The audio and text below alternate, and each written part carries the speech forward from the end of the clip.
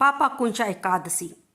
दोस्तों, आज की वीडियो में हम पापाकुंशा एकादशी के शुभ मुहूर्त के बारे में जानेंगे और इस व्रत की क्या कथा है, क्या पूजन विधि है, ये प्रभु विष्णु के किस स्वरूप को समर्पित है, ये जानेंगे। आप सबका स्वागत है आपके अपने ही चैनल कलयुग के चमत्कार संतों की वाणी में। दोस्तों, पापाकुंश एकादशी 24 अक्टूबर को दोपहर 3:14 से शुरू हो रही है और अगले दिन 25 अक्टूबर को दोपहर 12:32 पर इसका समापन होगा। क्योंकि हम इसमें सूर्योदय तिथि को ज़्यादा मान्यता देते हैं, तो उस हिसाब से एकादशी व्रत 25 अक्टूबर को रखा जाएगा और 25 अक्टूबर की तिथि ही पापाकुंशा एकादशी के लिए मान्य होगी। आइए जानते हैं इसका क्या महत्व है। चूँकि पापाकुंशा एकादशी भगवान विष्णु के अवतार भगवान पद्मनाथ की पूजा को समर्पित है, उनसे प्रार्थना करने से लोगों को अपने कष्टों से छुटकारा पाने और आशीर्वाद प्राप्त करने में मदद मिलती है। ये भी माना जाता है कि पापाकुंशा एकादशी व्रत को रखने से व्यक्ति को जन्म और मृत्यु के चक्कर से मुक्ति मिलती है और वह मोक्ष का भागी बनता है। दोस्तों, इस दिन हमें तुलसी के पत्ते नहीं तोड़ने चाहिए, चावल नहीं खाने चाहिए और अगर आप व्रत नहीं भी रख रहे हैं तो भी इस दिन चावल का सेवन ना करें और ना ही तामसिक भोजन का सेवन करें। और अगर आप व्रत रख रहे हैं और निर्जला व्रत नहीं रख सकते, आप फलाहार व्रत रख रहे हैं, तो आप इसमें शक्करकंद, कुट्टू के आटा, आलू, साबूदाना, नारियल, काली मिर्च, सेंधा नमक, दूध, बादाम, अदरक, चीनी, पंचमेवा आदि पदार्थ खाने में शामिल कर सकते हैं। दोस्तों, यूँ तो सभी एकादशियों का महत्व एक तरह से बराबर का ही होता है। दोस्तों, जिस तरह इस दिन खाने में कुछ चीज़ों का वर्जित माना जाता है, उसी तरह कुछ नियम भी होते हैं कि इसमें हमें बाल नहीं धोने चाहिए। जिस तरह गुरुवार को बाल नहीं धोने का विधान है, उसी प्रकार एकादशी को भी बाल नहीं धोने चाहिए। एकादशी का व्रत अगर आप रख रहे हैं तो इस दिन काले या नीले रंग के कपड़े नहीं डालने चाहिए। इस दिन आप भगवान विष्णु की असीम कृपा पाने के लिए पीले रंग के वस्त्र धारण करना ज़्यादा शुभ माना जाता है। इसके अलावा आप गुलाबी रंग के वस्त्र भी धारण कर सकते हैं। हम हर एकादशी व्रत के पहले आपको बताते हैं कि इसको कैसे रखा जाए। इसका नियम दशमी के दिन से ही शुरू हो जाता है कि आप सूर्यास्त से पहले खाना खा लें और उस दिन भी सात्विक आहार करें। फिर एकादशी के दिन जिस दिन आपने व्रत रखना है, सूर्योदय से पहले उठें, स्नान आदि से निवृत्त होकर भगवान सूर्य को अर्घ्य दें और उसके बाद मन में श्री हरि का ध्यान करते हुए अपने घर के मंदिर को साफ करके गंगा जल का छींटा देकर व्रत का संकल्प लें। भगवान की षोडशोपचार यानी कि फल, फूल, धूप, दीप दे नैवेद्य आदि अर्पित करके उनकी पूजा करें, उन्हें तिलक लगाएं और अगर आपके पास श्री लड्डू गोपाल जी का सेवा ली हुई है तो उन्हें भी स्नान करा के उन्हें स्वच्छ वस्त्र पहनाएं। और अगर आपके पास कोई स्वरूप नहीं है तो श्री भगवान विष्णु का और माता लक्ष्मी की फ़ोटो को ही चौकी पर साफ कपड़ा बिछाकर स्थापित करें। अगर वो भी नहीं है तो आप भगवान श्री राम का चित्रपट भी ले सकते हैं, क्योंकि ये दोनों श्री हरि के ही तो रूप हैं। आप भगवान श्री कृष्ण का भी चित्रपट लेकर उनकी आराधना कर सकते हैं। इस दिन आपको जैसा भी व्रत रखना है वैसा संकल्प लें। उसमें अपना नाम, अपने गोत्र का नाम, अपने पति और पिता का नाम और उसके बाद जहाँ पर आप रह रहे हैं उस क्षेत्र का नाम लेकर जैसा आप व्रत रख रहे हैं, हाथ में सफ़ेद तिल, फूल और थोड़ा सा जल लेकर और दक्षिणा रखकर संकल्प लें। उसके बाद इस एकादशी व्रत की कथा को सुने और भगवान विष्णु की आरती करें। फिर आप सारा दिन इसी तरह व्रत रखें जैसा आपने संकल्प लिया है और शाम को भी इसी तरह भगवान की पूजा आराधना करके, कथा करके, आरती के बाद क्षमा याचना करें कि जाने जाने जो भी आपसे भूल हो गई हो प्रभु से क्षमा करें और आपने जिस मनोकामना हेतु ये व्रत रखा है भगवान उसे पूरी करें। चूँकि सभी के पास आजकल मंदिर जाने का समय नहीं होता, हर कोई अपनी जीवन की भाग दौड़ में व्यस्त है, इसलिए हम सीधा ही ये कह देते हैं कि घर के मंदिर में आप स्वच्छ करके उसमें भगवान विष्णु की या भगवान श्री राम या भगवान श्री कृष्ण का चित्रपट स्थापित करके उनकी पूजा कर लें। लेकिन दोस्तों अगर आपके पास समय है तो सुबह ना से शाम को ही भगवान के मंदिर में जाकर घी का दीपक उनके सामने अवश्य जलाएं। वहीं पर उनकी पूजा पाठ कर लें, कथा करें, आरती कर लें।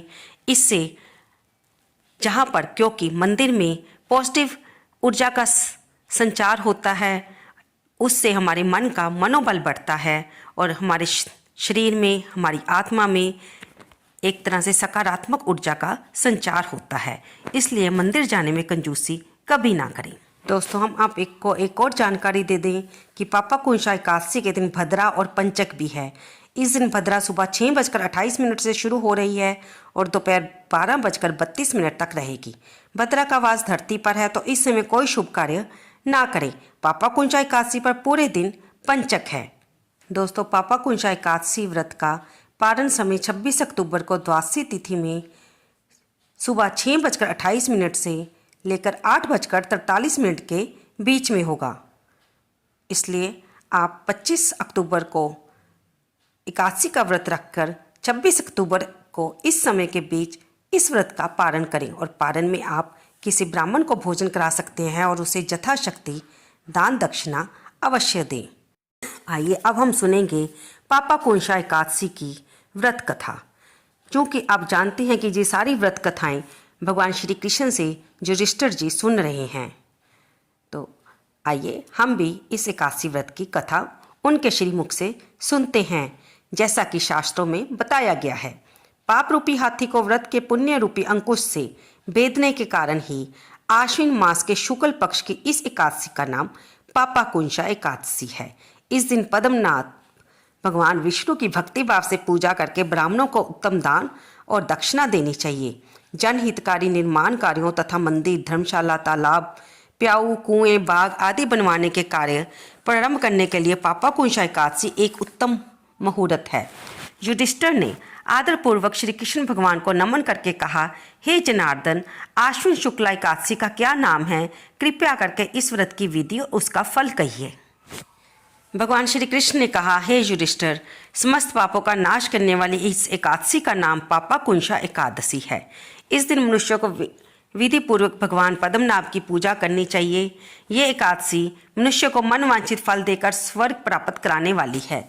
मनुष्य को बहुत दिनों तक कठोर तपस्या करने से जो फल मिलता है, वह फल भगवान गरुड़ ध्वज को नमस्कार करने से प्राप्त हो जाता है।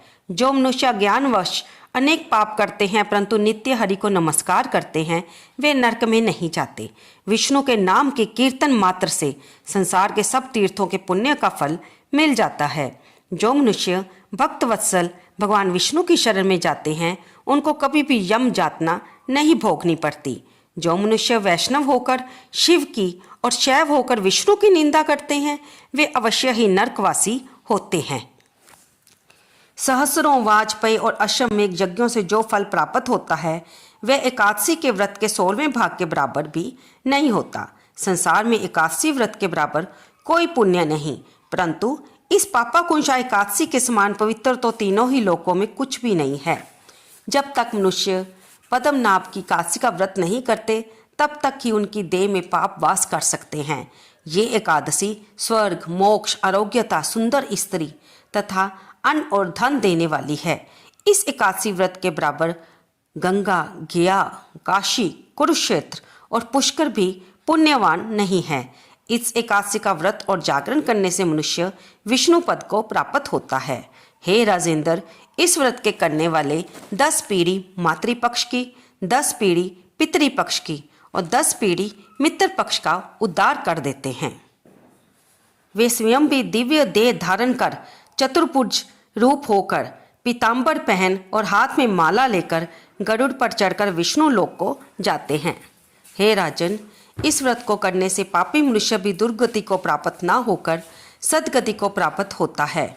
आश्विन मास की शुक्ल पक्ष की इस पापा कुंशा एकादशी का जो व्रत करते हैं, वे अंत समय में हरि लोक को प्राप्त होते हैं तथा समस्त पापों से मुक्त हो जाते हैं। सोना, तिल, भूमि, गौ, अन्न, जल, छत्री तथा जूती दान करने से मनुष्य यमराज को नहीं देखता। यो मनुष्य पुण्य कर्म और एकादशियों के व्रत किए बिना जीवन के दिन व्यतीत करता है, वह लुहार की भट्टी की तरह श्वास लेता हुआ भी निर्जीव के समान ही है। निर्धन मनुष्यों को भी अपनी शक्ति के अनुसार दान अवश्य करना चाहिए और धन वालों को तो सरोवर, बाग, धर्मशाला, गौसदन, मकान आदि बनवाकर दान करने चाहिए। ऐसे मनुष्यों को जम का द्वार नहीं देखना पड़ता तथा संसार में दीर्घायु, धनाढ्य, कुलीन और रोग रहित रहते हैं। सारांश ये है कि धर्म से सद्गति तथा अधर्म से दुर्गति प्राप्त होती है, इसमें कोई संदेह नहीं। हे राजन, जो आपने मुझसे पूछा वे सब मैंने आपको सुनाया। आप भी ये व्रत करना चाहें तो कर सकते हैं। तो दोस्तों, यहाँ पर हमारी पापा पुंसा एकादशी व्रत की कथा समाप्त होती है। आपने देखा कि किस प्रकार भगवान श्री कृष्ण ने युधिष्ठिर को बताया और उनके श्रीमुख से हम संसारी लोगों ने भी सुना कि एकादशी का व्रत करने से भगत का उद्धार होता है, क्योंकि इस दिन हम व्रत के साथ साथ अपने मन की डोर को भी संभालने का प्रयत्न करते हैं, अपने चंचल मन को स्थिर रखने का प्रयास करते हैं, व्रत रखते हैं, चाहे हम फलाहार रखें या निर्जला। अपने खाने पीने की जो हमारी लालसा है उसको भी हम रोक लगाते हैं। और क्योंकि कोई भी व्रत जिस भगवान को समर्पित होता है, हम उस व्रत को रखकर उस भगवान के स्वरूप को पूजते हैं, मंदिर जाकर पूजा करते हैं, उनकी आरती करते हैं और उस दिन भगवान का ज़्यादा से ज़्यादा नाम जपने का प्रयत्न करते हैं। तो इस तरह से ये हमारी आत्मा को भी संतुष्टि प्रदान देता है, हमारे अंदर आनंद का संचार होता है, सकारात्मक ऊर्जा का संचार होता है, जिससे हमें अपने कर्मों के हिसाब से आने वाली परेशानियों से लड़ने में सहायता मिलती है। तो दोस्तों, आप भी अगर यथाशक्ति ये व्रत रख सकते हैं तो रखिए। अगर आप किसी कारण से ये व्रत नहीं रख पाते हैं तो इस कथा को अवश्य सुनिए और घर में भी, अपने घर के मंदिर में भी पूजा करें और हो सके तो घर के पास मंदिर में जाकर भगवान विष्णु के स्वरूप की पूजा करें और उनकी आरती करें। आप इसमें ओम जय जगदीश हरे की आरती कर सकते हैं। तो दोस्तों, ये सारी जानकारी थी पापा कुंशा एकादशी के व्रत के बारे में। आपको ये जानकारी कैसी लगी? कृपया इसे लाइक करें, शेयर करें और कमेंट बॉक्स में जय श्री विष्णु भगवान लिखना बिल्कुल ना भूलें। आपको हमारी वीडियो कैसी लगती है और आप इसे कहाँ से सुनते हैं, कृपया हमें ये भी बताइए। हमें ये जानकर बहुत अच्छा लगेगा। धन्यवाद दोस्तों।